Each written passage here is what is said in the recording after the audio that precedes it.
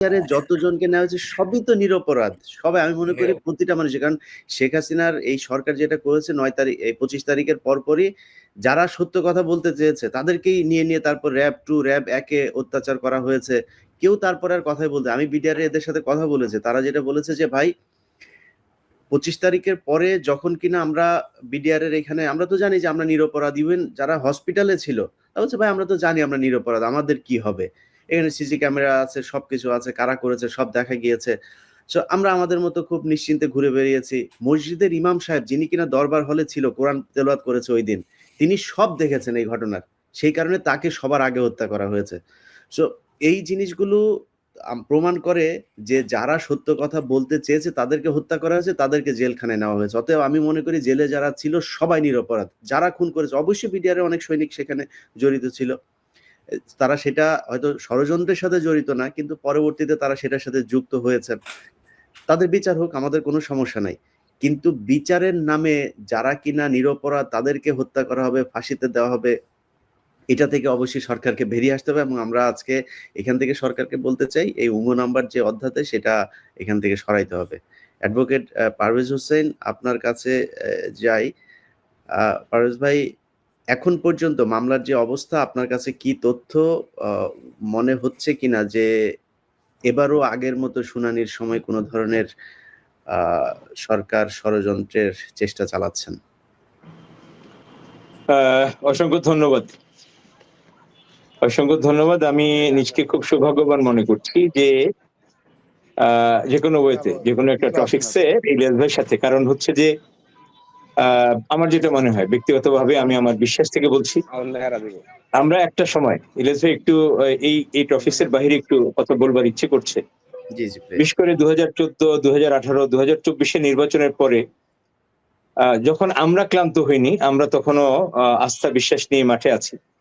অসংখ্য জনগণ যাদের সাথে দেখা হতো প্রশ্ন করতেন যে ভাই কি হইলো, এভাবে চলবে, কিছু করতে পারলেন না।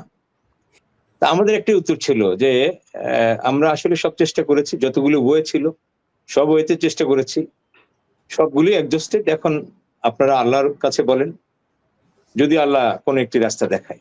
যাই হোক, আল্লাহর কাছে অসংখ্য শুকরিয়া যে পরিবর্তিত পরিস্থিতিতে আমরা স্বাধীনতার কথা শুনেছি, স্বাধীন বাংলাদেশ দেখেছি, কিন্তু স্বাধীনতার সুফলটা পাইনি, ভোগ করতে পারিনি এই জনগণ। 5ই আগস্টের পরে আজকে স্বাধীন নব এই বাংলাদেশে স্বাধীনতা ভোগ করছে। যেটা বলছিলাম খুব কষ্টের সাথে, সেটা হচ্ছে যে এই বিডিআর এর ঘটনাটি ইতিমধ্যে ইলিয়াস ভাই বলেছেন যে আসলে এটা কি হয়েছিল। আমি এই মামলার সাথে সংশ্লিষ্ট থাকার কারণে সবচেয়ে দুঃখের সাথে প্রথমে যেটা বলতে চাই, বাংলা ভাষায় একটি কথা আছে, যে যায় লঙ্কায় সে হয় রাবণ। আমরা জামিন শুনানি করতে গিয়ে যখন আমাদের নবনিযুক্ত প্রসিকিউশন, এই স্বাধীন বাংলার নূতন প্রসিকিউশন যখন বলে যে আপনারা জামিন চাচ্ছেন, জামিনের জন্য চিৎকার করছেন, আপনাদেরকে এটাও মাথায় রাখতে হবে যে দেশপ্রেমিক 57 জন সেনা অফিসার এখানে শহীদ হয়েছিলেন, হত্যা হয়েছিলেন। তাদের ভাষ্যটা সেই আওয়ামী ভাষ্যের মতোই মনে হয়, যেন আজকে যারা ভেতরে আছেন এই 834 জন যারা এখানে বিনা চিকিৎসায় দীর্ঘদিন ধরে মরে গেছেন। আপনি শুনলে অবাক হবেন ইলিয়াস ভাই, আমি 2020 সালে এবং 2015 সালে দুইবারই প্রায় 3.5 মাস করে এবং 4.5 মাস করে আমি মোট 8 মাস জেলে ছিলাম। এই বিডিআর সদস্যদের অবস্থান দেখেছি। আমি নিজেকে সৌভাগ্যবান মনে করেছি তখন যখন এই বিডিআর সদস্যরা বিনা চিকিৎসায়, না খেয়ে না পরে, যখন তারা ওখানে মানে মৃত্যুর মুখে ঢলে পড়েছেন, তখন তাদেরকে গোসল করানোর সুযোগ আমাদেরটা হয়েছিল। এই সংখ্যাটা 1-2 জন না।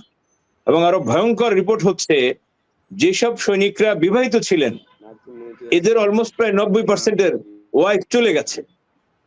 এই চলে গেছে কারণ এরা নিশ্চিত ছিলেন যে এই সরকার যতদিন থাকে কোনোদিন এই তার স্বামী বেরোতে পারবে না, মুক্তি পাবে না, সো এই সংসারে আর তার থেকে কি হবে। তার মানে তারা স্ত্রী হারিয়েছেন, কোনো কোনো ক্ষেত্রে নিজেরা এভাবে বিনা চিকিৎসায় খাদ্যের অভাবে এভাবে মরেছে। এই যখন অবস্থা, তখন গভর্নমেন্ট যে পদ্ধতিটা অবলম্বন করলো, যেটা আমাদের সামনে একটি চমৎকার উদাহরণ ছিল। আপনার নিশ্চয়ই 21 আগস্ট গ্রেনেড হামলা মামলার কথা মনে আছে। এই মামলাটি একটি মিথ্যা ভিত্তির উপরে নতুন করে প্রতিষ্ঠিত হলো। তখন যখন এই মামলায় 61 জন সাক্ষী হয়ে গেল, এই 61 জন সাক্ষী হওয়ার পরে প্রসিকিউশন পক্ষ থেকে নতুন করে একটি আবেদন করা হইল অধিকতর তদন্তের জন্য। সে অধিকতর তদন্ত যখন শুরু হইলো, বিজ্ঞ আদালত যখন, বিচারিক আদালত যখন অধিকতর তদন্ত মঞ্জুর করলেন, তখন পুরনো যে আসামিরা ছিলেন সঙ্গত কারণেই, আইনের প্রক্রিয়ার কারণে তারা সবাই জামিন পেলেন।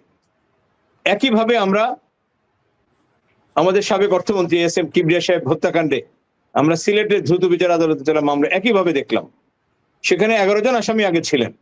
যখন অধিকতর তদন্তের কথা আসলো, সে অধিকতর তদন্তের মাধ্যমে সাবেক স্বরাষ্ট্রমন্ত্রী লুৎফুজ্জামান বাবর সাহেবকে নিয়ে আসলেন, সিলেটের মেয়র আরিফ চৌধুরী সাহেবকে নিয়ে আসলেন, হবিগঞ্জের মেয়র জি কে ঘোষকে নিয়ে আসলেন। এই তদন্ত প্রক্রিয়া যখন শুরু হলো, তখন ওই পুরনো আসামিরা আইনের সুবিধাটি পেলেন, তারা সবাই রিলিজ পেলেন, তারা এই মামলা থেকে জামিন পেলেন। আমরা বলছিলাম যে আজকে এখানে প্রসিকিউশন যে অবস্থানটি নিয়েছেন, আপনি একেবারে খুব চমৎকার ভাবে বলেছেন যে 9 তারিখে কি অবস্থা হবে।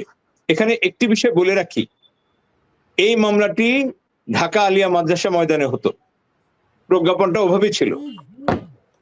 একটি পর্যায়ে 5ই আগস্টের পরে মাদ্রাসার ছাত্ররা ওখানে আদালত স্থাপন বন্ধ করে দিলেন।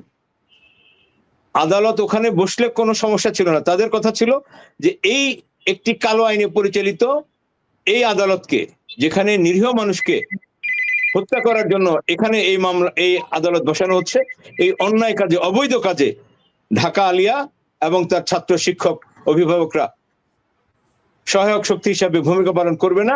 এই চিন্তা থেকে ঢাকা আলিয়া মাদ্রাসা মাঠে তারা এই কালো আইনে স্বীকৃত এই বিচার ব্যবস্থাটি, ওই আদালতটি ওনারা বন্ধ করে দিলেন, সেখানে বসবার সুযোগ দিলেন না।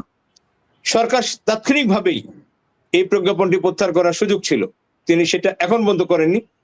এই অজুহাতে, যেটা বলছিলাম যে যে যায় লঙ্কায় সে হয় রাবণ, একদিকে মামলার যে প্লেস যেখানে মামলা আদালত বসবে, সে আদালতে সেই প্রজ্ঞাপনটাকে আজকে পর্যন্ত তারা অক্ষুণ্ণ রেখেছে, সেটা বাতিল করে নেই, এটা একটি তারা ধোয়া হিসাবে নিচ্ছে। একইভাবে এই তদন্ত প্রক্রিয়ার সাথে সঙ্গত কারণে আমরা ওই দুটো রেফারেন্স 21শে আগস্ট এবং কিবরিয়া হত্যাকাণ্ডের কথা এই জন্য বললাম যে এই রেফারেন্সটা আমাদের সামনে দৃশ্যমান। সো যেহেতু অধিকতর তদন্তের বা একটি তদন্ত কমিশন হয়েছে, আইনের এটাই হচ্ছে কাস্টমস, এটাই হচ্ছে প্রথা, এটাই হচ্ছে রেফারেন্স যে এখন যারা ভেতরে আছেন তাদের সবাইকে জামিন দেওয়া হবে। এখানে আরেকটি বিষয় বলে রাখি, এখানে দুটো মামলা ছিল প্রাগ ঐতিহাসিক যুগ থেকে, সে ব্রিটিশ আমল থেকে, পাকিস্তান আমলে, ইভেন তো বাংলাদেশে এটাই চলে আসছে। আমরা এর আগে যে মামলা দুটোর কথা বললাম, সেই মামলাগুলো তো একই ছিল। সেটা হলো একটি হত্যা মামলা হয়েছে একই এফআইআর থেকে, একটি হত্যা মামলা হয়েছে এবং একই সাথে একটি বিস্ফোরক মামলা হয়েছে। এই দুটো মামলা একসাথে চলে, এটাই ছিল আইন, সব জায়গায় একইভাবে হয়েছে। এবং যার কারণে আপনি দেখবেন যে 21 আগস্টের মামলায় তারেক রহমান সাহেব সহ যাদেরকে মৃত্যুদণ্ড দিয়েছিল, বাবা সাহেব সহ যাদেরকে মৃত্যুদণ্ড দিয়েছিল, দুটো মামলায়, হত্যা মামলা এবং বিস্ফোরক মামলায় তাদেরকে মৃত্যুদণ্ড দিয়েছে। তারেক রহমান সাহেবকে যাবজ্জীবন দিয়েছে, দুটো মামলায় যাবজ্জীবন দিয়েছে। কিবরিয়া সাহেবের মামলাটা চলমান, সেখানে দুটো মামলা চলছে, দুটো মামলায় একটি বিস্ফোরক একটি হত্যা একসাথে চলছে। সুরঞ্জিত সেন গুপ্তের যে তার সংসদীয় আসন, সেখানে যে গ্রেনেড হামলা হয়েছিল, সেই মামলাটি একইভাবে হত্যা মামলা, বিস্ফোরক মামলা একই সাথে চলছে। দুর্ভাগ্যজনক হলো এই বিডিআরের মামলার ক্ষেত্রে এসে ভিন্নতা আমরা দেখলাম। সেখানে সকল ন্যায্যতা পরিহার করে, সকল ইতিহাস, ঐতিহ্য, কাস্টম, প্রসিডিউর লকে ব্রেক করে হত্যা মামলাটিকে আগে চালিয়ে নেওয়া হলো, বিস্ফোরক মামলাটিকে বন্ধ রেখে। এখন হত্যা মামলায় রায় হয়েছে, সেই রায়ে একটি বড় অংশ খালাস পেয়েছে, কেউর মৃত্যুদণ্ড হয়েছে, একটি অংশে যাবজ্জীবন হয়েছে। এই মামলা হাইকোর্ট ডিভিশনে গেল, ডেথ রেফারেন্সে মামলা শুনানি হলো, সেখানে রায় হয়েছে। সেই রায়ে মৃত্যুদণ্ডের সংখ্যাটা কমিয়ে দেওয়া হয়েছে, যাবজ্জীবন যারা ছিল অনেককে ফ্রি করে দেওয়া, যারা খালাস ছিল এদের মধ্যে খুব অল্প সংখ্যককে নতুন করে আবার কাউকে 5 বছর, কাউকে